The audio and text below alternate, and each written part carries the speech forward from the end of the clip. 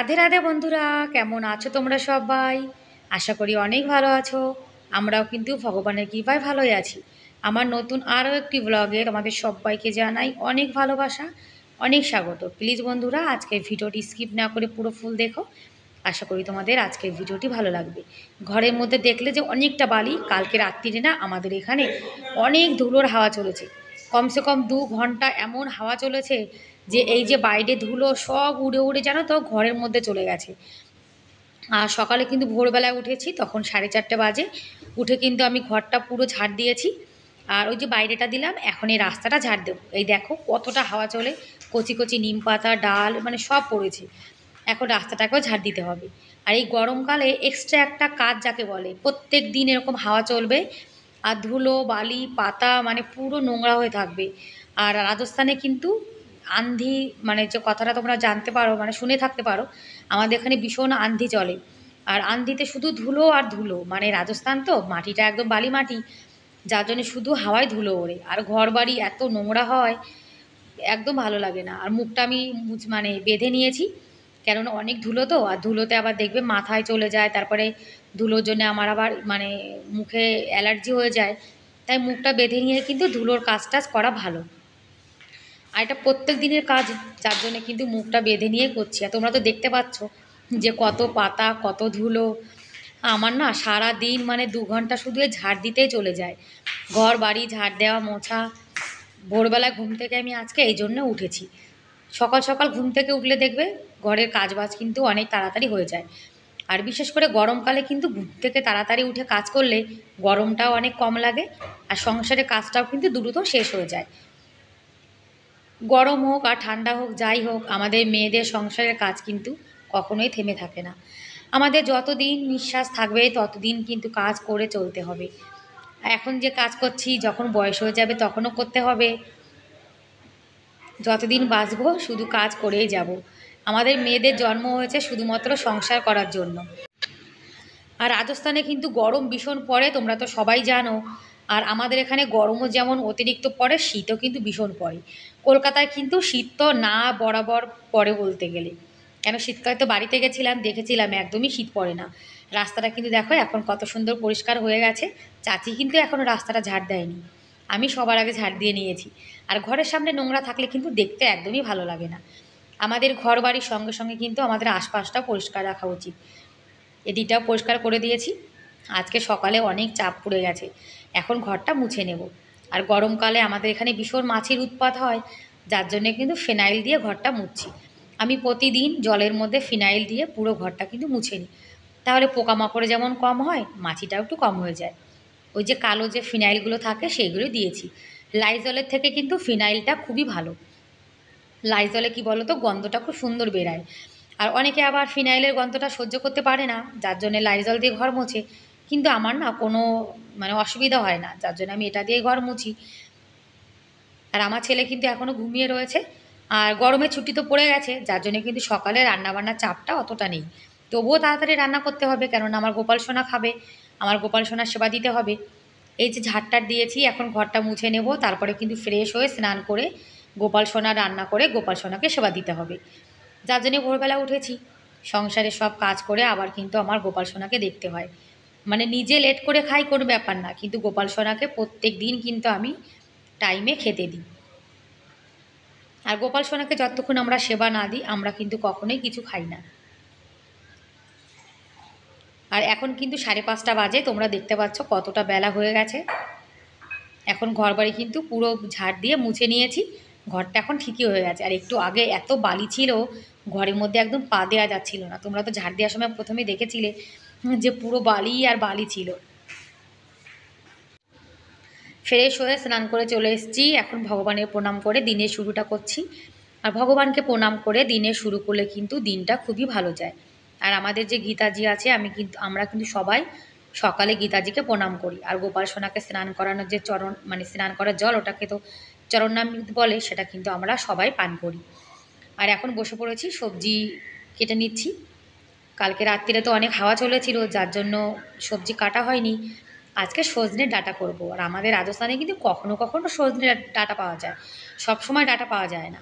আর যখনই ডাঁটা পাওয়া যায় সবজির দোকানে আমার বর কিন্তু যতই দাম হোক নিয়ে আসে।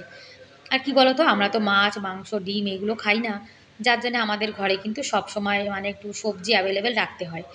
যারা মাছ মাংস ডিম খায় তাদের তো সবজি মানে না হলেও চলে, কিন্তু আমাদের সবজিটা ভীষণ দরকার।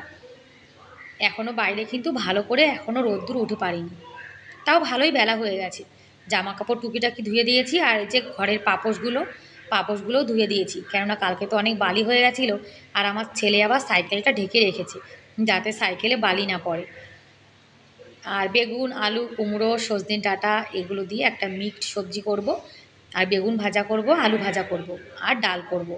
আমার ছেলের জন্য ডাল করলে আলু ভাজা অবশ্যই করতে হয়। ভাতটা কিন্তু হিটারে করে নিয়েছিলাম, এদিকে কারেন্ট চলে গেছে যার জন্য গ্যাসে বসিয়ে দিয়েছি।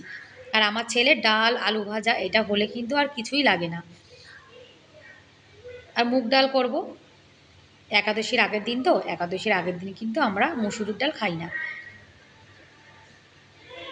আর গোপাল সোনার ভোগে কিন্তু মুসুরির ডাল কখনোই লাগে না, যার জন্য মুগ ডাল করছি। মুগ ডালটা হালকা একটু ভেজে নিচ্ছি, আর পাশে জল গরম বসিয়ে দিয়েছি। আমি কিন্তু তরকারির মধ্যে সবসময় গরম জল ইউজ করে থাকি।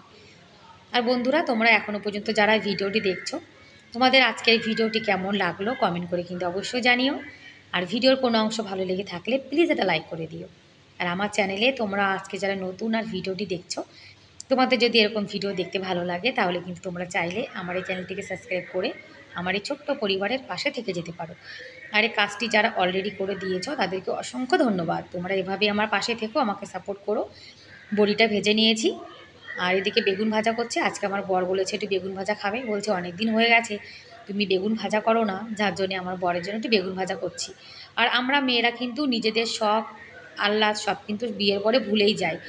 বিয়ের পরে আমাদের মাথায় শুধু একমাত্র চিন্তা থাকে যে আমাদের সন্তানরা কী ভালো খায়, আমাদের স্বামী কী ভালো খায়। তখন কিন্তু আমাদের মানে ভালো খাওয়া ভালো মানে কি বলবো ঘোরা সব কিন্তু আমরা ভুলেই যাই। তখন শুধু সংসার স্বামী সন্তান তাদের খুশিতেই কিন্তু আমরা খুশি হয়ে যাই। আর আমাদের মেয়েদের কিন্তু এটাতেই শান্তি, তাই না? বেগুনটা ভাজা হয়ে গেছে, এখন সজনে ডাঁটাটা মানে সবজিটা ভেজে নেব। আর সবজি যত ভালো ভাজা হয় তরকারিতে স্বাদ কিন্তু সেরকম সুন্দর আসে। বড়ি দেব, বড়ি ছাড়া আমার জানো তো ভালোই লাগে না। মানে শুক্তো হোক কিংবা মিক্সড সবজি, বড়ি না দিলে আমার একটুও ভালো লাগে না। বাড়ি থেকে যে বড়ি নিয়ে এসেছিলাম, বড়ি কিন্তু হাফ খাওয়া হয়ে গেছে আর হাফ আছে। মাঝে মাঝে কিন্তু বড়িটা রোদ্দুরে দিতে হয়, তা নাহলে বড়ি থেকে আবার একটা কেমন গন্ধ চলে আসে। ওদিকে মুসুর ডালটাও কিন্তু সিটি হয়ে গেছে। আমি কিন্তু ডালের মধ্যে একটু তেল দিয়েছিলাম সিটি মারার সময়, তাহলে কিন্তু কুকারের ঢাকনাটা কম ময়লা হয়। গরম জল দিলে তরকারির স্বাদটাও যেমন ভালো আসে, তরকারি রান্নাও কিন্তু তাড়াতাড়ি হয়ে যায়। এই যে ভাজাটা ভাজলাম, এখন যদি ওর মধ্যে ঠান্ডা জল দিয়ে দিতাম তরকারিটা হতেও কিন্তু সময় লাগতো, মানে ফুটে উঠতে। ব্যাস রান্নাটা হয়ে গেছে। একটুখানি চিনি দিয়ে দিয়েছি নামানোর আগে। এই পাশে আর একটা কড়াই বসিয়ে দিয়েছি, এখন আলুটা ভেজে নেব। আর আলু ভাজতে তো অনেকটা সময় লাগবে, তা অতক্ষণ তো আমার গোপাল সোনাকে না খাইয়ে রাখতে পারবো না। যার জন্য বেগুন ভাজা, সজনে ডাঁটা আলু দিয়ে ঝোল, তারপরে বড়ি ভাজা, তারপরে মুগের ডাল, এটা দিয়েই আমার গোপাল সোনাকে এখন সেবা দিয়ে দিচ্ছি। একটা তুলসী পাতা দিয়েছি, গোপাল সোনাকে সেবা দিয়ে তারপরে এখন একটু চা খাবো। কালকে যে দুধ এনেছিলাম আমাদের ভাবির কাছ থেকে, তা ভাবলাম যে আজকে সকালে তো পেটটা ভালো আছে, একটু দুধ চা খাই। আমি কিন্তু প্রতিদিন সকালে লাল চা খাই, কিন্তু কখনো কখনো আবার দেখবে একটু মুখের স্বাদটা চেঞ্জও করতে হয়, যার জন্য আজকে দুধ চা বানাচ্ছি। সকালে খালি পেটে কিন্তু দুধ চা খাওয়া ভালো না, সেটা আমি জানি, কিন্তু কখনো কখনো দেখবে একটু মন চায়, তাই না? আর গরমকালে চা খেলে কিন্তু আমার বর ভীষণ রেগে যায়, বলে এমনিতেই গরম, তারপরে আবার গরম চা খেয়ে বলবে আমার পেটে ব্যথা করছে। আর পেটে ব্যথা করলে কিন্তু একদমই ওষুধ দেওয়া হবে না, জানো তো, আমাকে এরকম বকে। এই চা খাবো, তারপর যদি পেটে ব্যথা হয় তখন আবার ওষুধ দেবে, পয়সা খরচা হবে, তারপরে আমি কষ্ট পাবো, যার জন্য আমার বর ভীষণ রেগে যায়। 1 কাপ বানিয়ে নিয়েছি, বেশি বড় কাপ না, ছোটো কাপ। সবজি সব রান্না হয়ে গেছে। আর এই যে এদিকটাও কিন্তু সব মোছা টোছা হয়ে গেছে আমার। রুটি বানাইনি তো, যার জন্য কিন্তু গ্যাস ওভেনটা পরিষ্কারই আছে। আজকে সকালে ভাত খাবো। বাসন টাসনে কিন্তু সব মেজে নিয়েছি, আর আমার গোপাল সোনার সেবা তো দেওয়া হয়ে গেছে। আর গোপাল সোনার জন্য দুপুরে যা সেবা দেবো সেটা আলাদা করে তুলে রেখে দিয়েছি। আর এখন রান্নাঘরটা কিন্তু অনেকটা ফাঁকা হয়ে গেছে, কেননা এখানে তো গ্যাস ওভেনটা নেই, যার জন্য রান্নাঘর কিন্তু খালি খালি মনে হচ্ছে।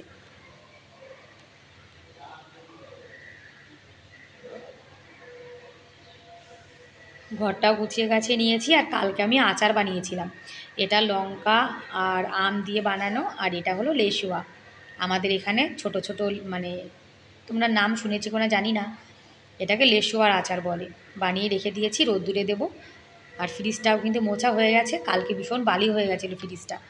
এদিকে ঘরটাও আমি পরিষ্কার করে নিচ্ছি। আর এখন তো দুটো দুটো কুলার হয়ে গেছে। এই যে বড় কুলারটা দেখছো, এটা যখন কারেন্ট থাকে তখন এই বড় কুলারটা চালানো হয়। আর এই যে ছোট কুলারটা যখন কারেন্ট না থাকে তখন আমরা ইনভার্টারে এই কুলারটা চালাই। কেননা আমাদের এখানে তো অনেক গরম, যখন কারেন্ট না থাকে পাখার হাওয়া ভীষণ ভীষণ গরম, যার জন্যে যখন কারেন্ট না থাকে তখন ইনভার্টারে ছোটো কুলারটা চালানো হয়। যখন সিলিং ফ্যান চালাই তখন এত গরম মনে হয় যেন গরম হাওয়াটা সিলিং ফ্যান সব আমাদের উপরে ফেলছে। সিলিং ফ্যানের থেকে কিন্তু টেবিল ফ্যান, তারপরে যে স্ট্যান্ড ফ্যান, সেগুলো কিন্তু অনেক ভালো, তাতে কিন্তু ঠান্ডা হাওয়া দেয়। কুলারটাও পরিষ্কার করছি, কেন এটা তো ঘরের মধ্যে থাকে, তারপরে এতেও অনেকটা ধুলো পড়েছে।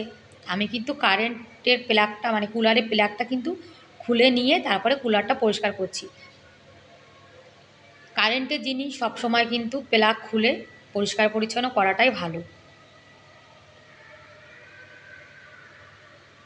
জিনিস যত্নে রাখলে কিন্তু অনেক দিন ভালো থাকে। ছোটো কুলার বড় কুলার সবটাই আমি মুছে নিয়েছি। এই কুলারটা কিন্তু 10,000 টাকা নিয়েছিল জানো তো, মানে অনেক বড় কুলার তো, যার জন্য দামটাও অনেক নিয়েছে। কুলারটা কিন্তু 4 বছর বয়স হয়ে গেছে, 4-5 বছর, এখনও ভালো রয়েছে। দাম দিয়ে জিনিস কিনলে জিনিস কিন্তু অনেক দিন পর্যন্ত ভালো থাকে। আর আমার ঘরে যা টুকিটাকি ফার্নিচার আছে সেটা পরিষ্কার করে নিচ্ছি। আর এগুলো কিন্তু রোজই পরিষ্কার করতে হয়, তা নাহলে ভীষণ ধুলো হয়ে যায়। আমার ছোট্ট সংসারটাকে আমি যেভাবে গুছিয়ে রাখি সেটাই তোমাদের সঙ্গে শেয়ার করলাম। আর আচারটা রোদ্দুরে দিয়েছি, আজকে বাজারে যাব, তারপরে কিন্তু চীনামাটির যে ডাব্বাগুলো আছে সেটা নিয়ে আসবো, কেননা প্লাস্টিকের ডাব্বা কিন্তু রোদ্দুরে দিতে নেই। ঘরটাও গোছানো হয়ে গেছে। ব্যাস বন্ধুরা, তাহলে আজকের মতো এ পর্যন্তই। দেখা হবে পরের ভিডিওতে। ততক্ষণ ভালো থেকো, বাই বাই।